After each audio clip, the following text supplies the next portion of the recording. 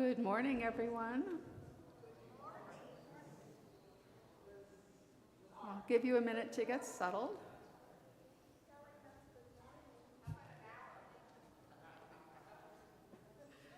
Let me know.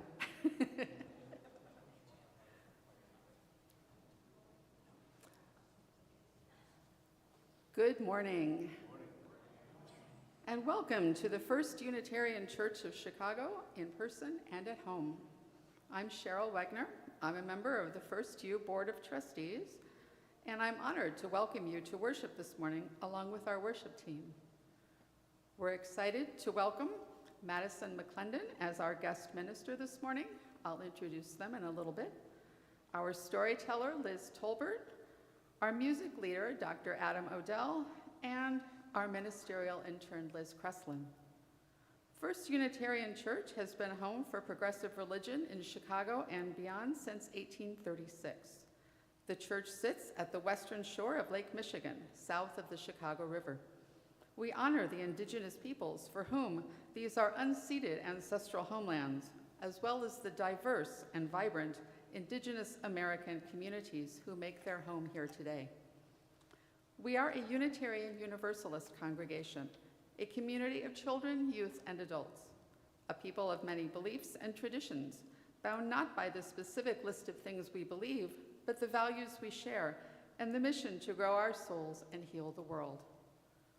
Whether you just stepped into this church for the first time or for the 1,000th time, you are welcome here. Whether you believe in God all of the time, some of the time, or none of the time, you are welcome here. No matter your race or who you love or how much money you do or don't have, you are welcome here. Whether you have a PhD, a GED, or no degree, you are welcome here. If you're a visitor, we're excited to have you with us. Please let us know you are here by filling out a visitor card, making sure to include an email address. The visitor card looks like, there was one here. It's in the back of the seat in front of you, and I'm sure that you'll spot it. You can drop it into the offering plate, and that'll ensure that you get our weekly newsletter. If anyone has a joy or sorrow that you would like to have read aloud, please fill out another card that's in the back of the seat in front of you and give it to one of the ushers as they collect the offering. If you have a joy or sorrow you'd like the minister or pastoral care committee to know about privately, you can put cards in the sanctuary box at the back at any time. Please join us after the service in Chrismore Parlor for refreshments and good conversation. To get there, you can go up the stairs to my right and follow the crowd or ask anyone to guide you. We have some announcements in our order of service, but I'd like to share a few with you this morning myself. We're excited this morning to welcome Madison McClendon as our guest minister. She obtained her MDiv from the University of Chicago Divinity School in 2012, where she now serves as Associate Director of Annual Giving and Alumni Communities. She has served as the moderator of North Shore Baptist Church in Chicago, Illinois, and serves on the board of the Baptist Peace Fellowship of North America, Bautistas por la Paz. In addition to previous service on the board of the Association of Welcoming and Affirming Baptists and BJC, she loves opportunities to preach for Unitarian Universalist communities, where she has been able to talk about subjects as diverse as the life cycle of trees, Batman, and occasionally religion. I'd also like to remind everyone that we have a special or congregational meeting after our service today. It'll be held at 11:45 in the whole chapel, up the stairs to my right. We are going to be voting on a couple of things today. These were postponed from our meeting a few weeks ago. We'll be voting on the resolution proposed by the Social Justice Council. We'll be electing delegates to General Assembly. We have a vote about changing the number of potential board members and about an endowment and / budget adjustments. Please plan to be there. We need your vote. For the folks on Zoom, you'll be able to participate fully in this meeting. Just stay on at the link you're at already, or you can rejoin at the same link at 11:45. I will be there to count your votes, so don't worry about that. Our pledge Season kicks off next week with a luncheon after the service. Please plan to be there. And I'd like to ask everyone to mark on their calendars that we have a jazz concert coming up. The Greg Ward Quartet will be playing here in the sanctuary on April 11th at 7:30. We will be having an opportunity to buy tickets on Eventbrite up soon, and we do need volunteers. If you're interested in volunteering, please see Kent Richmond and he can get you started. Thank you. It is good to be here together today. Please join me in reading our covenant. Love is the spirit of this church, and service is its law. This is our great covenant, to dwell together in peace, to seek the truth in love, and to help one another.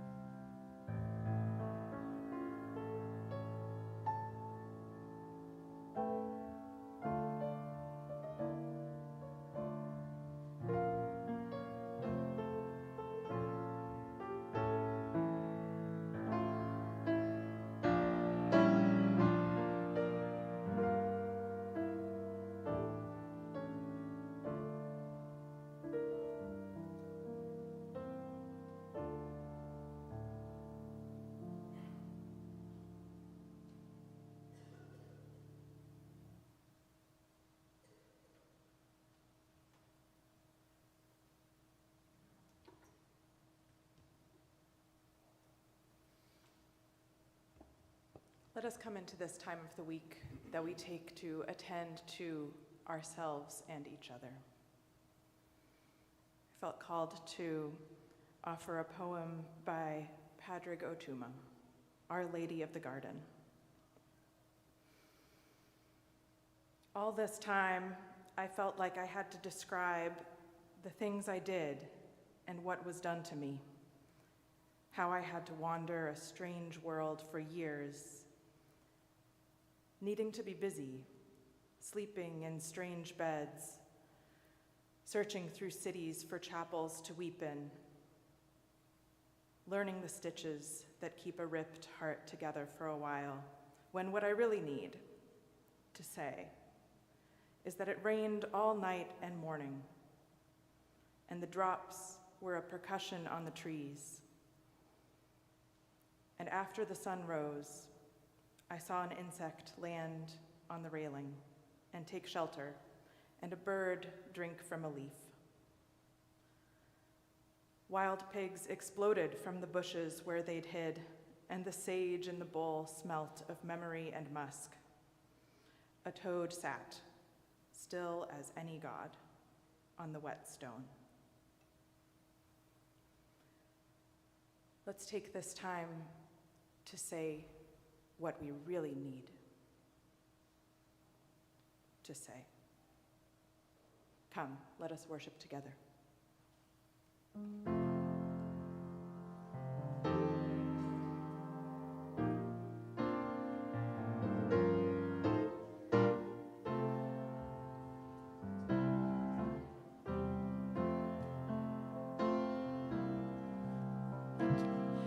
Good morning. Please rise in body or spirit and join us in singing number 1026, If Every Woman in the World, in your teal hymnal.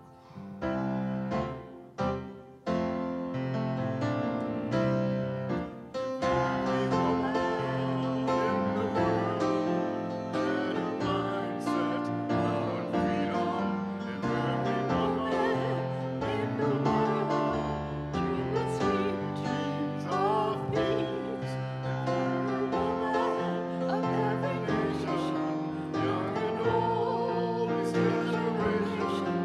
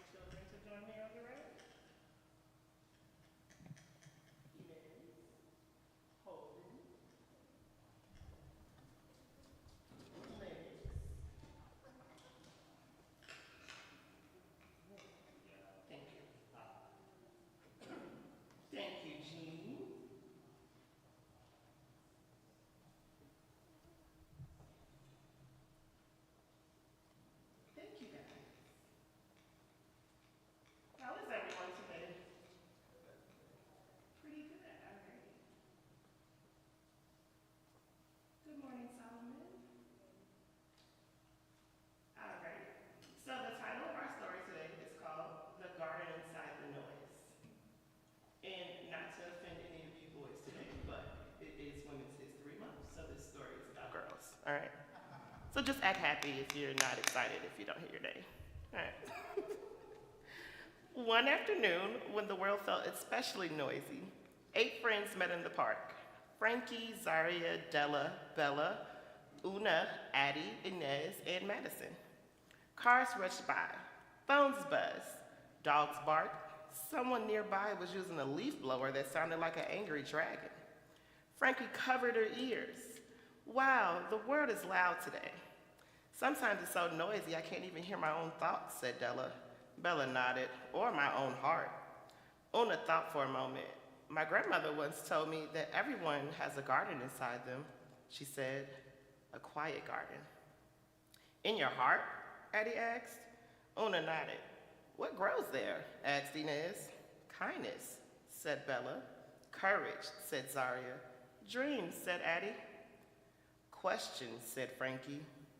Madison had been listening to the wind in the trees. Then she said, I once heard something like this. It's easy to get lost in a world full of distraction, but learning to love the world truly starts with paying attention to what's happening inside of our own hearts. The friends grew quiet for a moment. Even the park was still noisy. If our hearts are gardens, said Inez slowly, then maybe we have time to take care of them. So how do we do that? Asked Della. By paying attention, said Madison. So the friends sat down in the grass. The noise didn't stop. Cars still rushed by. People still talked and laughed. But the friends sat quietly for a moment. Frankie took a slow breath. Bella felt the sunshine on her face. Una imagined watering a tiny flower inside of her heart. Addie thought about a kind thing she said she had done that morning. After a minute, Addie opened her eyes. The noise is still there, she said. Yes, said Madison, but something else is there too, Addie said, touching her chest. The garden. And the friends smiled because they knew something important. Even when the world is loud and busy, there is always a garden inside of us. And if we pay attention, we can help it grow. Thank you. Alrighty, guys. And with that, we send the kids off to their class, and we invite you to turn and greet your neighbor. Thank you.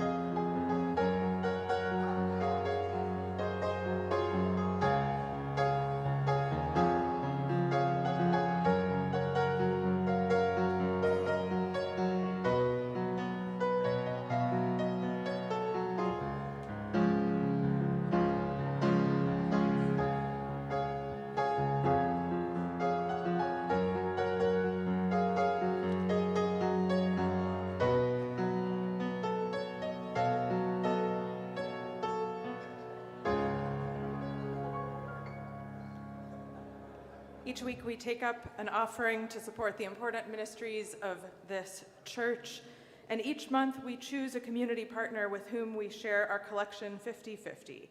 And this month our community partner is the Southside Chicago Birth Center. The Southside Birth Center is a Black midwife-led, culturally reverent, and community-based birth center that is creating a place rooted in community and dedicated to expanding reproductive health care services, specifically midwifery services. Its founder, Janine Valerie Logan, who will be joining us in worship on March 29th, so come here that day to hear from her, writes, "It started with the audacious thought that birth can be different, with the thought that birth can be situated within community, intergenerational, and supported by midwives. It was this dreaming and visioning of a space vibrant where birth justice and liberation is rooted in values, a space where people, culture, and healing are at its center. We so value the work of the Chicago Southside Birth Center as a partner in living out our mission in the world, and we invite you to give generously to that work here and beyond on the South Side."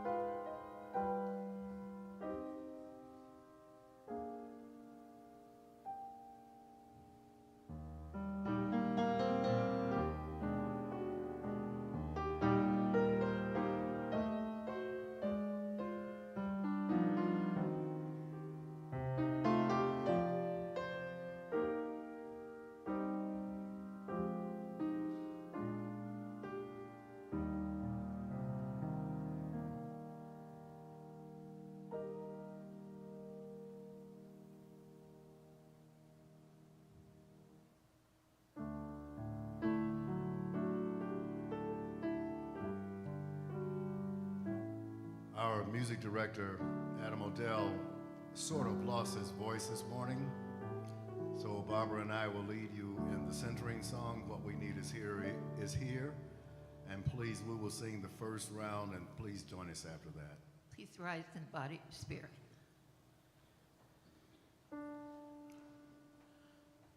What we need is here. What we need is here.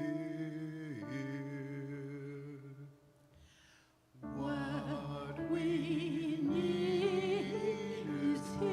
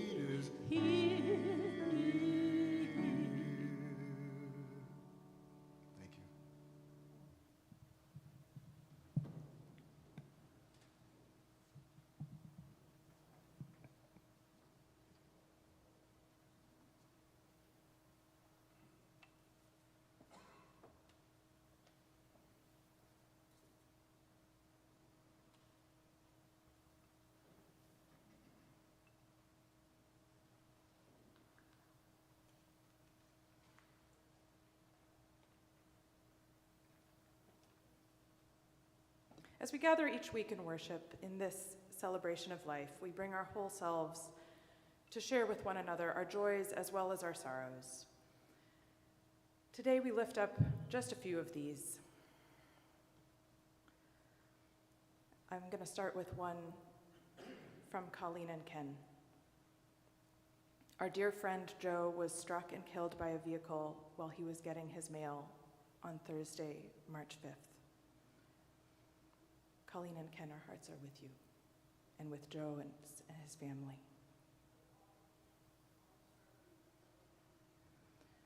From Marie, yesterday was the memorial celebration for my cousin. This is both a joy and a sorrow because I was able to see cousins I've not seen for years. Marie, we are so glad you got to celebrate that life.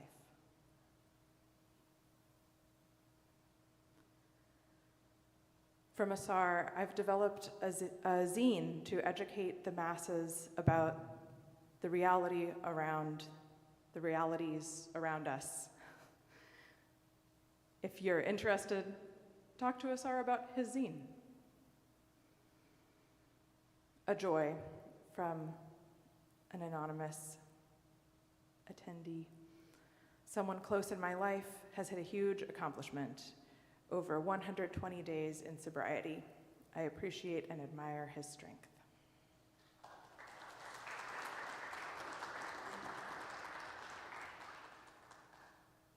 And from Tony, very blessed to welcome my friends Liam, who is here, and Brooklyn to the city this week.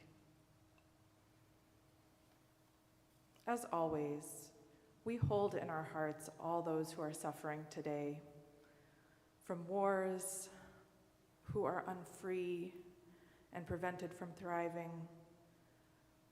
all who are grieving and hurt, who are fearful, worried, who are facing hate.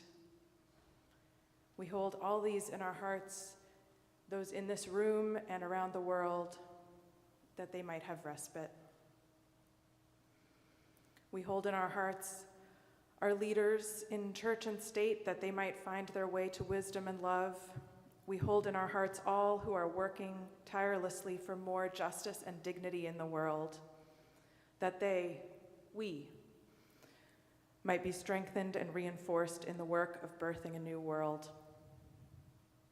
We hold in our hearts all who are sick, who are struggling, who are caring for a loved one, that they might have comfort and know our care.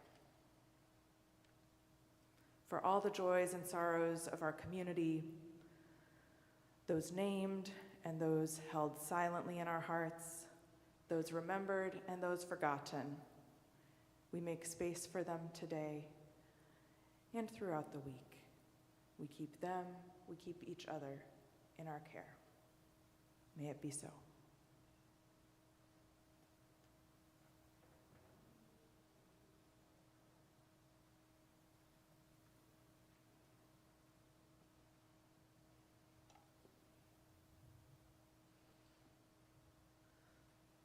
The Farmer Speaking of Monuments by Wendell Berry.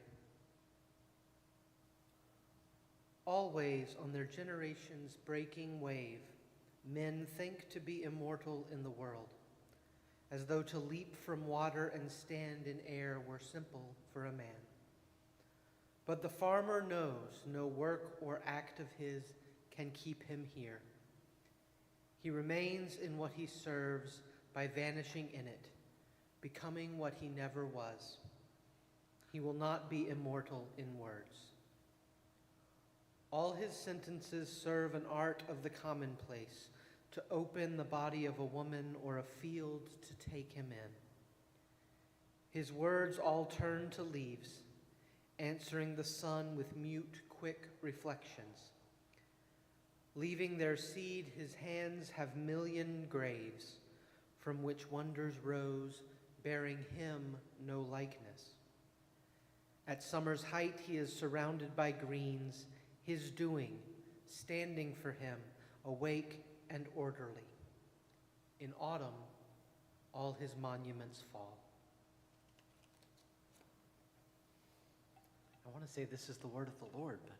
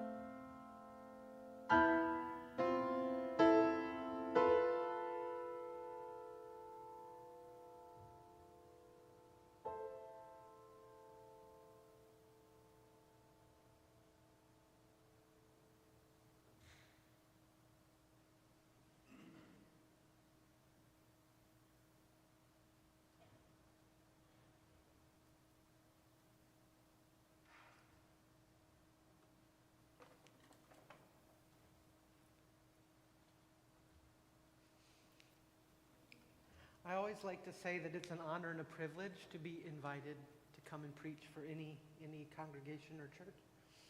And I think it's truly a privilege to be invited to preach, but it's always an honor to be invited back. So I do appreciate that you wanted to hear more from me. Please join me in a moment of meditative quietness. Spirit above, Spirit below, Spirit within, Spirit around. May the words of my mouth and may the meditations of our hearts together be acceptable, be meaningful, be enriching, be sustaining, be cultivating for the work we must do. Thank you. So it's about 6 a.m. and I've just woken up and it's time to plant parsnips. I've got 15 packets of seeds. And I till the land, I put in the parsnips, I water them, I go chop down a few trees, I dig up a few rocks, and then I'm exhausted. And it's about 12 a.m. at that point, so I go to sleep. Now fast forward about 8 hours, and it's the middle of summer, and I have to run out into my farm where I have to pet about 24, 26 different animals. Then I realize that they don't have anything to eat, so I have to rush down to Marnie's farm, buy some hay, fill the silos, make sure that my animals can eat, and by that time I'm exhausted, it's time to go to sleep. Fast forward 8 more hours, and it's the Stardew Valley Fair. And it's time for me to take everything I've grown that year in the autumn, run it out to the shop. And this is my first year as a farmer, so I don't do too well, only 3rd place in the Stardew Valley Fair. But I've done what I can do. Come back. It's late, past 10 p.m. Go to sleep. Fast forward 8 hours. Fast forward 16 hours. Fast forward 32 hours. And it is year 5. And I am the mayo queen of the valley. And I ship 10,000 units of mayo a year. And I'm sitting on 33 million gold. And I can do anything I want on my farm. And of course, by now you figured out I'm not talking about my actual life. No. In fact, in actual life, I am deaf to plants. When I was moving into my new apartment with my roommate, she had some plants above the sink, and she was like, I just want to make sure you're not the kind of person that would like look at these plants and be like, they look like they need watering, and water them, because if these get overwatered, they'll die. And I said, Carolina, if you're leaving for a month and you leave me a detailed set of instructions on when and how much to the liter to water these plants, I will water them. If you don't, I will never look at them again. I took a poinsettia home from church once, and I was really excited. It was Christmas time. I was going to keep it. I was going to keep my poinsettia pretty, so I put it down in my apartment. I read online. It said, put a little bit of like an ice ball in the roots, and it'll melt slowly overnight. So I did that, woke up in the morning, thing was dead. 8 hours. I kill plants. No, I'm not talking about my own life as a farmer. I am, of course, talking about the hit video game, Stardew Valley. And one of the most important things about this game in my life is that in what I've described, fast forward 8 hours, fast forward 8 hours, fast forward 8 hours, I can play some Stardew Valley. I can play it for a long time. I can play it all day long on the weekends until at some point, 9 hours after I've started, I look up, realize I haven't eaten, I realize I'm actually kind of tired, I realize I need to take a walk, and I realize for the past 3 hours, I actually haven't really been enjoying myself. I haven't been having a good time, I haven't been happy, but boy, that game has this loop where you walk into the bed, you fall asleep, you wake up the next morning, and part of my brain says, oh, well, I can just get a couple more things done, and then I can put it down.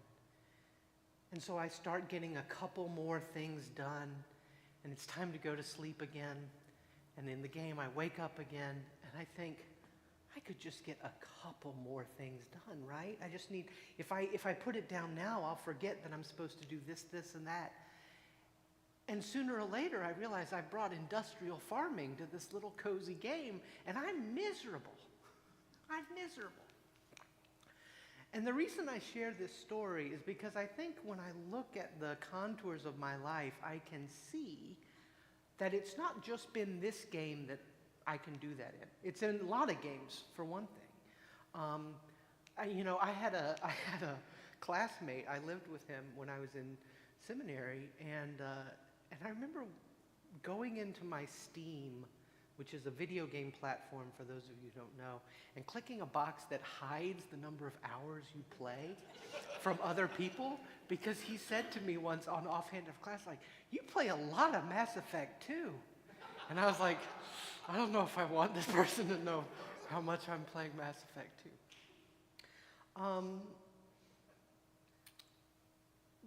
But I think for me, and maybe for you, I mean, I think I watch my mom. My mom can play match 3 games until you have to shake her to go to bed. Like, you don't have to be a young person, you don't have to be any kind of person to get addicted to these distractions.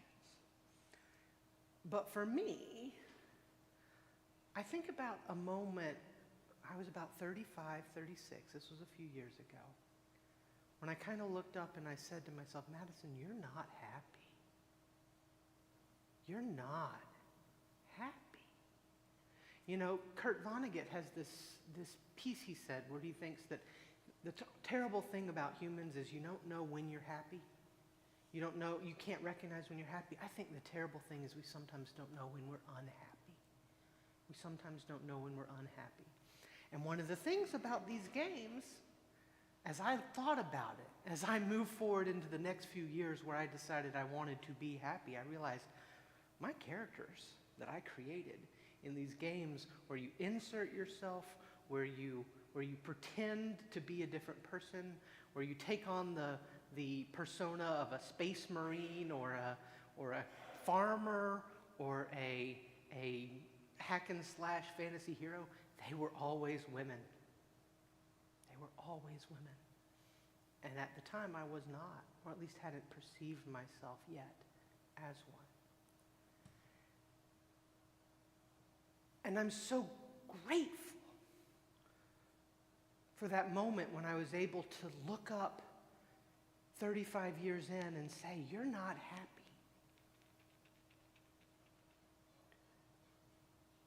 Because games,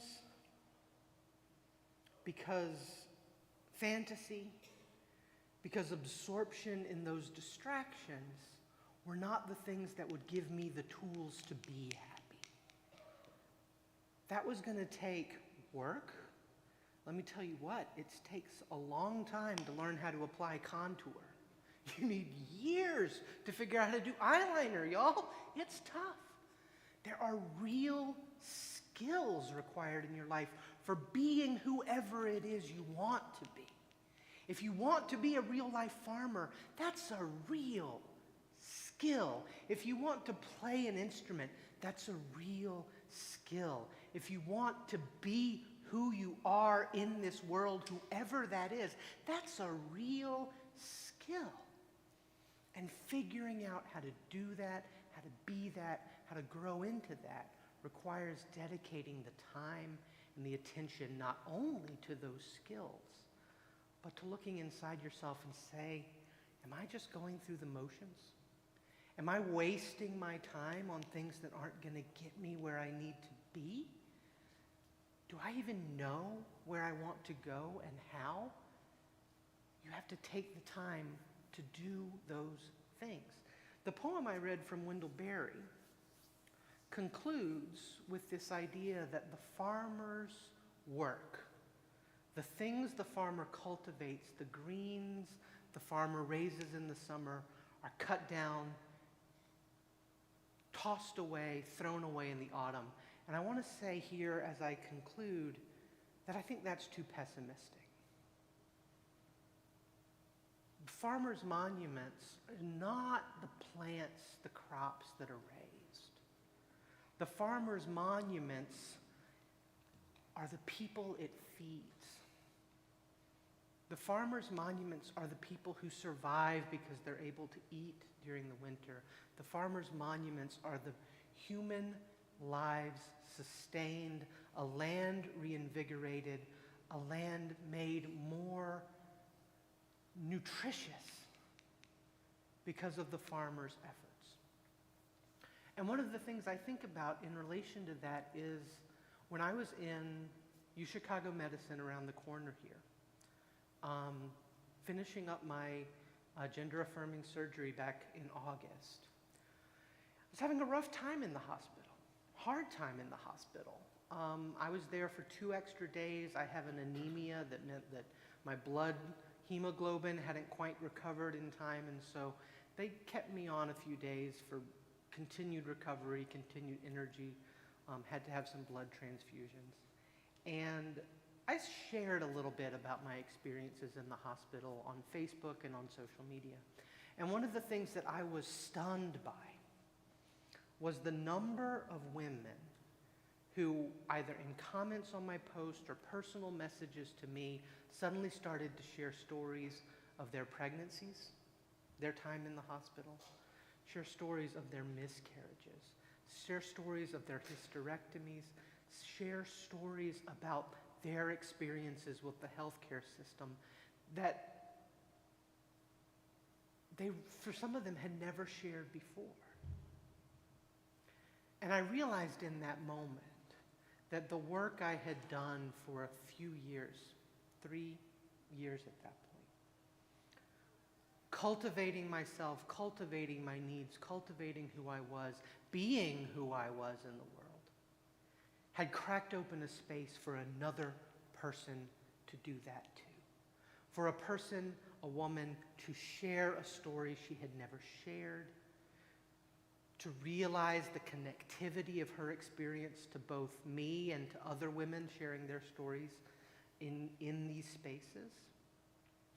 And so when I say that we listen to ourselves, we find the points where we're unhappy, and we strive to build out of those places a new happiness as we grow, as we become the green plant in the field in which we lie. We are preparing ourselves to feed each other with our authenticity, with our rootedness, with our hope, with our vibrancy. And so what I want you to think about as you go through this week is, what is making you unhappy? What is making you unhappy? What is distracting you from noticing that unhappiness? What would you need to do to find something different, to shine, to develop a skill, to develop a competency, to share or connect with another person so that you could grow in a new way? What would you need to do to be? You know, Dolly Parton has said that what the world really needs is more people who figure out who they are and then do it on purpose. Do it on purpose. So what I hope you'll be able to do this week, what I hope you'll be able to think about and dream and be, is what it is you want to cultivate, how it is you want to shine, what kind of crop you want to lay down in a field, and how you want to harvest it so that another person can be. This is where in a Baptist church I'd say amen. Amen. But in this church I'll say, so may it be for all of us this week and in the month to come. Happy International Women's Day.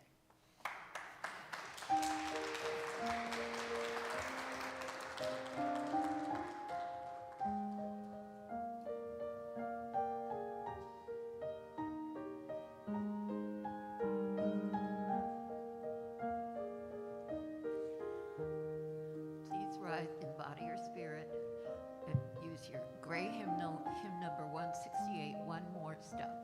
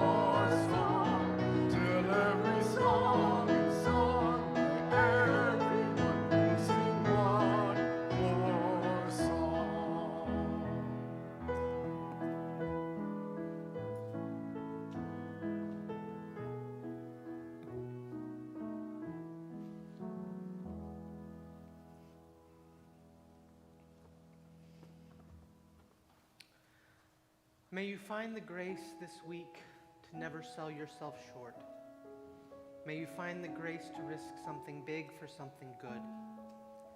May you find the grace to remember that this world is too dangerous for anything but the truth and too little for anything but love. Speak grace, work grace, and let grace set your hearts on fire today, tomorrow, and in the weeks and months to come. Go in peace.